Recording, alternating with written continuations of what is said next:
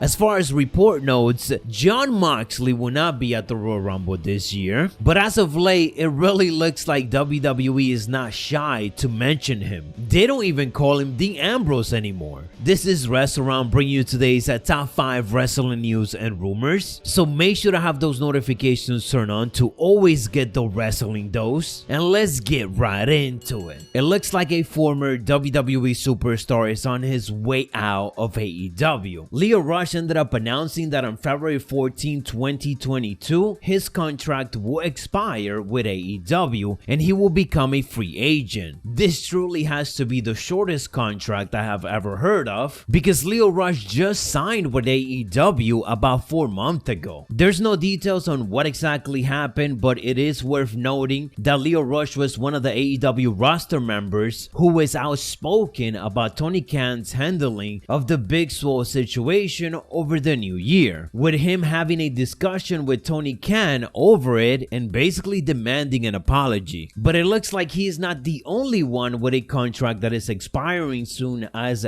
according to a new report from Fightful Select, they indicated that a lot of other wrestler contracts are set to expire in the coming weeks. They also ended up indicating that AEW will not publicly announce these contract expirations. So much like Lio Rush, those superstars are gonna have to announce it. There has definitely been a lot of AEW contract news as of late, Cody Rhodes being the biggest one, but of course he is expected to resign, or maybe he already did, but we don't know. Joey Janela is a name that I saw in a couple of reports as another wrestler who contract expiration date is coming up. While we are on the topic of AEW, WWE did something extremely rare on this past week of SmackDown, as they made reference to Jon Moxley as Jon Moxley instead of Dean Ambrose. This is almost a first time ever, because usually WWE referred to former talent as their former WWE name, but that's not what Seth Rollins did. Seth Rollins called out Roman Reigns and basically said that the Usos are the cornerstones of the bloodline and the reason why Roman Reigns continues to be on top, and that right now the Usos are carrying Roman Reigns much like him and Mox did in the Shield. Now this brings up the question, if Jon Moxley ever decides to return to WWE, and again this is obviously way out there, I'm wondering if he will return as a Dean Ambrose or as a Jon Moxley, because if WWE is referring to him as that, it must be because they're okay with it. Anyways, that was very interesting and just unheard of for WWE, and it might be small but extremely rare for WWE. On to some other news. It looks like AEW and their partners are not necessarily too happy with WWE's recent comment about the company. In case you guys missed it, WWE basically put out a statement indicating that AEW violent product and gory product is not something that should be in television right now, and it is not something that advertisers are looking for. And according to the Wrestling Observer newsletter, Warner Media, who are the ones showing AEW on television, they are furious with those WWE comments, because the way they look at it is that this is WWE attempt at a personal attack against the company in an attempt to hurt their advertisement sales. And I did say that it was very odd for WWE to just